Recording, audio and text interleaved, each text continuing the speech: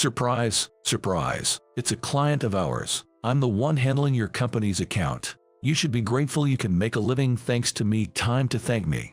That's what my old classmate, Jack, said with a laugh when he heard where I work. We had reconnected at a middle school reunion, and it seems like after graduating from Harvard, Jack's been working at a major real estate company. His entourage found it hilarious, chiming in with "no way," while Jack himself seemed quite pleased, laughing heartily. In that moment, I felt my patience snap. I immediately shrugged off his hand with all my might, and, with a beaming smile, I told Jack, "Oh, is that so? Well then, let's call off our business deal." I decided then to expose all the information I had and bring him down. My name is George. I'm 42 years old, working at a company that develops and supports apps used by other businesses. Our company's unique selling point is our ability to create customized apps. We handle everything from development to support, tailoring functionalities to each company's needs. We're popular among businesses wanting apps customized for their specific requirements, and we do make a decent profit. Now, I find great satisfaction in my work, but originally, I wasn't interested in app development. Due to family circumstances, I had to start working immediately after graduating middle school, so I didn't have the luxury of choosing a job based on what I wanted to do. Back then, my choices were based solely on salary and benefits, and I sought positions that didn't require a high school diploma. My current company, a kind of startup, was looking for a wide range of talents and didn't focus on educational background. What caught my eye, though, was the flexibility in taking time off. I applied right away, though it seems they weren't expecting a middle school graduate to show up. The interviewer was a bit perplexed, but the company president, who happened to be there, decided to hire me, thinking I'd learn quickly since I had less formal education. The reason I had to work right out of middle school was my father fell. My mother had passed away from illness before I even started elementary school. After that, my father threw himself into his work, as if to escape the pain. But the loss of his beloved wife took its toll. In my second year of middle school, he collapsed, having reached his limit. Seeing this, I resolved to work and support us both. He wasn't in life-threatening condition, but there were days he needed care. That's why being able to take time off was so crucial for me. Over 20 years have passed since then, and recently, Dad's health has been more stable. So, I've been dedicating myself to my job, wanting to repay the company that took a chance on a middle school graduate like me. Then one day, I got an invite to a middle school class reunion. Dad, who's always seen me buried in work, suggested I go. But I was feeling a bit conflicted. It was because of this guy, Jack, who was a classmate back then. Jack, the son of a wealthy family, lived in the biggest house in town and was dead set on becoming a wealthy elite himself. He was the kind of guy who had to be the best at everything, whether it was sports or studies, and I remember him being quite a handful. Back in the day, I was pretty smart and enjoyed studying, so I often scored higher than Jack on tests. Despite his obsession with being the best, Jack seemed to hate studying, as I hardly ever saw him hit the books outside of class. As a result, he resented losing to me and started to bully me. For instance, I used to make my own lunches because my mom wasn't around, and Jack would loudly comment in front of the whole class about how pitiful and poorly colored they were. Then he'd go further, saying it was sad that I had no mom and that my dad didn't care about me. But I didn't think he was worth the trouble, so I just ignored him back then. I knew I was valued by my dad, and though I was annoyed about the lunch comments, I had to admit they didn't look that great. I didn't want to meet Jack, but I was curious about what my old friends were up to.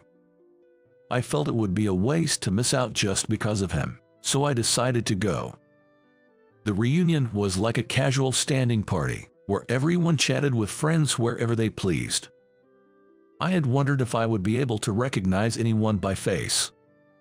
Surprisingly, everyone still retained their familiar looks, and I was able to quickly reunite with my old friend Mike, with whom I had been close back then. We never ran out of things to talk about, and within 5 minutes, it was like we were back in middle school.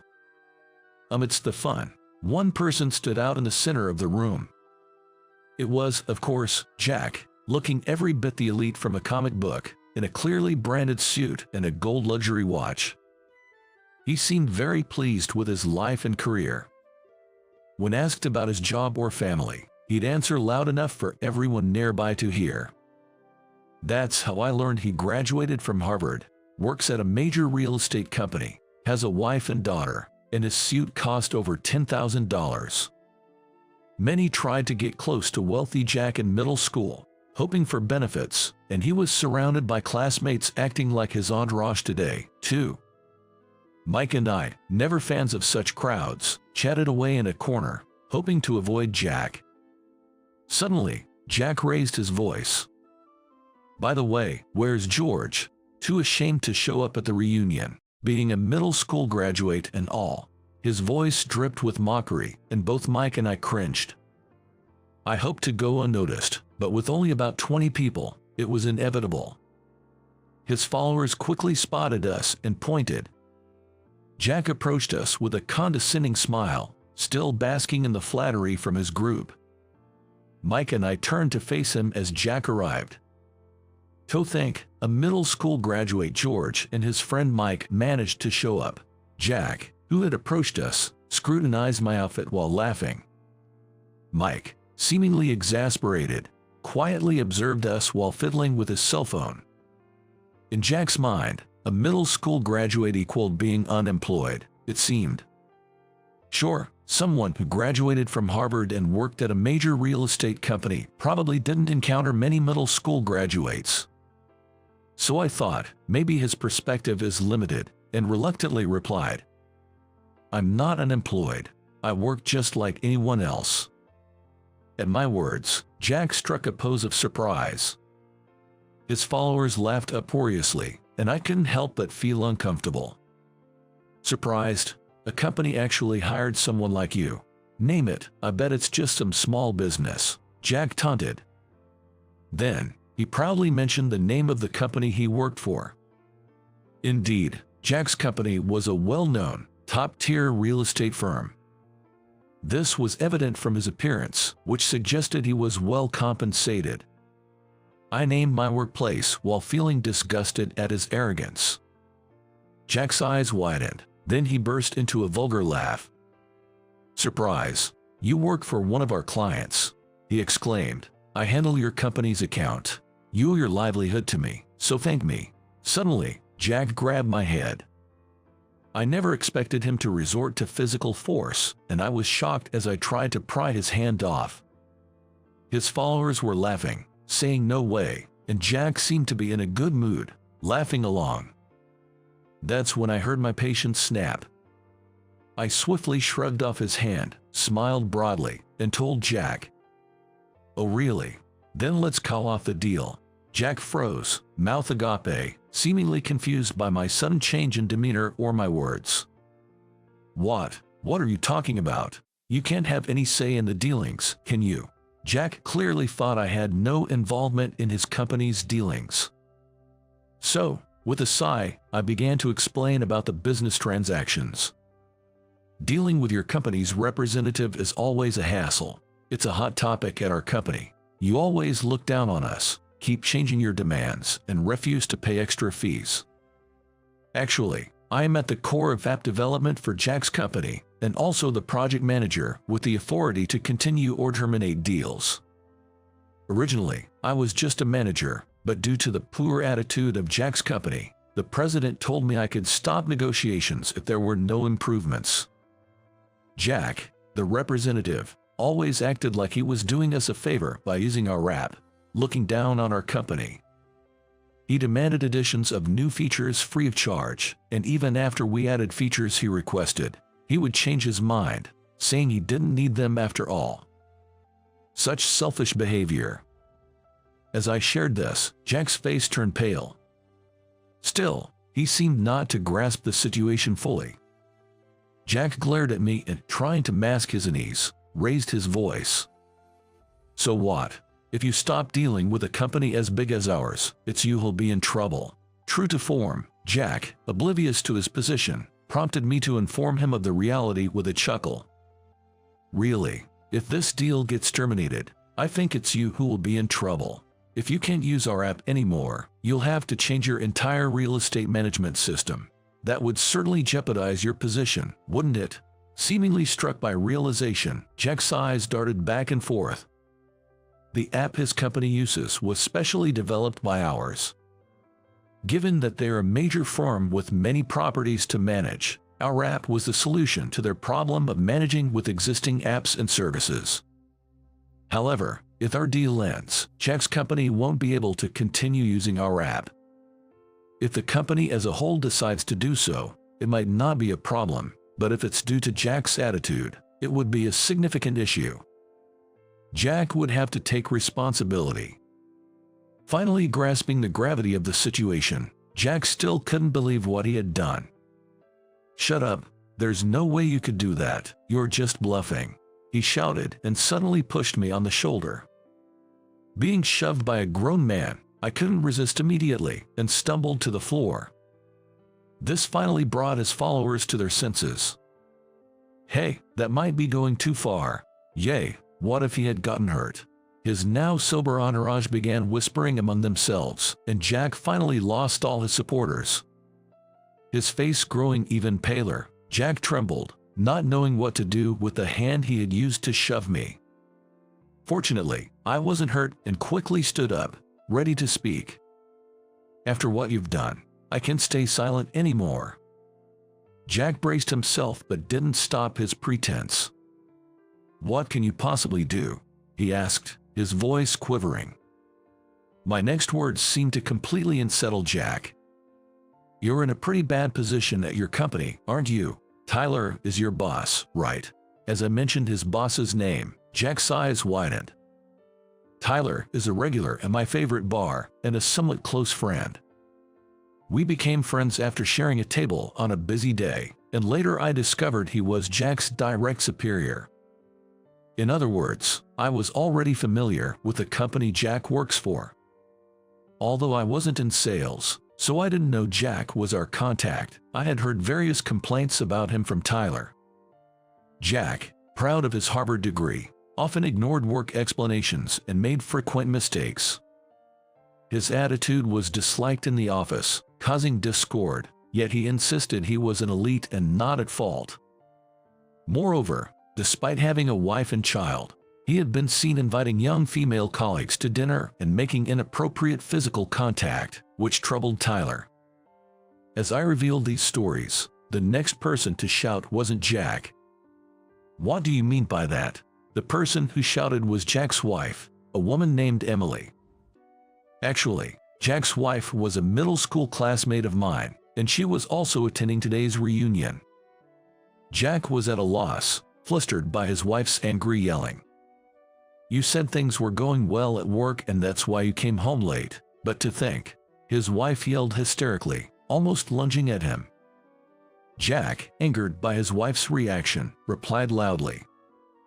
"Do you really believe what this middle school graduate is saying?" Jack exclaimed. However, it seemed his wife had her own side of the story, and their argument escalated quickly. Apparently, Jack hadn't been showing his wife his paycheck, and hadn't been contributing much to the household finances. His wife harbored suspicions, and today's revelations seemed to have been the last straw. From what Tyler said, Jack's company is quite a respectable firm. His late arrivals at home were probably not due to work, but rather, spending time with other women. And if he showed his paycheck, the lack of overtime pay would reveal that he wasn't working late. He probably hadn't shared his paycheck to avoid being exposed, but it seemed to have backfired. As his wife loudly demanded an explanation, Jack desperately tried to make excuses. Amidst the chaos, I made a call to my company. Even though it was a holiday, I figured our president, Matthew, might be at work. As expected, I got through to Matthew and explained the day's events. Therefore, I don't see any improvement in their attitude. I'm thinking of ending our business with them, I told him. Matthew agreed, trusting my judgment. He's always had faith in me, a middle school graduate who continued to improve skills and work diligently. He trusted my decision in this matter too, and I thanked him before hanging up. It wasn't just me who was troubled by Jack's unreasonable demands. Our sales team was often looked down upon and faced rude remarks and troublesome requests from him. Even if we stop dealing with such a troublesome company, we can still get requests from other companies. In fact, not having our time consumed unnecessarily might even improve efficiency, as I previously discussed with Matthew. After the call, I looked back at Jack, still arguing with his wife. The atmosphere around had turned sour as everyone seemed fed up with the situation. I decided to let Jack know one last thing during a break in their argument.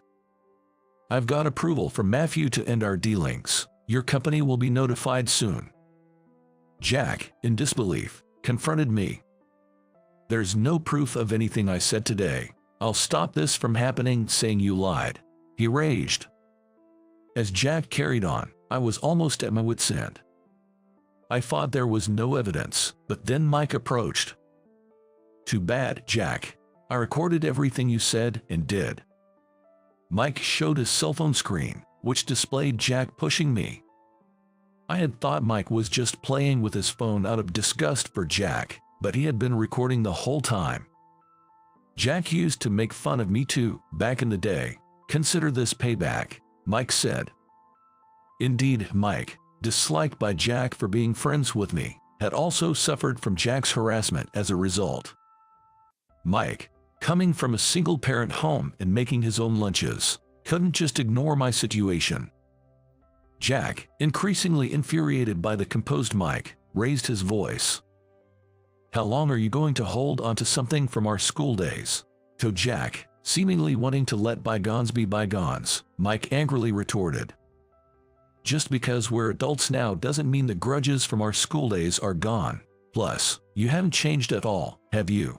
Realizing he had no comeback, Jack seemed to accept defeat.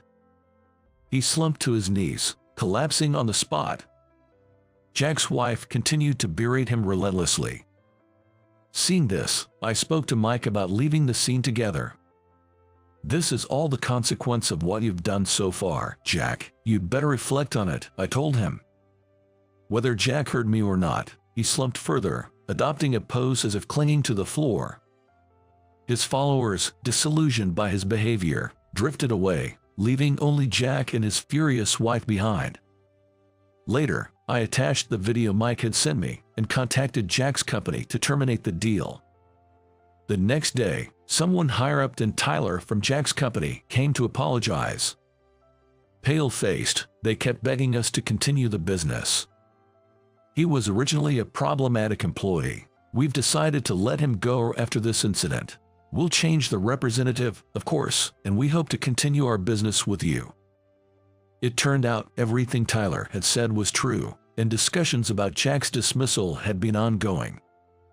His unreasonable demands seemed to have been his own amusement. We agreed to continue business with a new representative who promised no more unreasonable demands and payment of additional fees. Afterward, Jack was abandoned by his wife, leading to a divorce.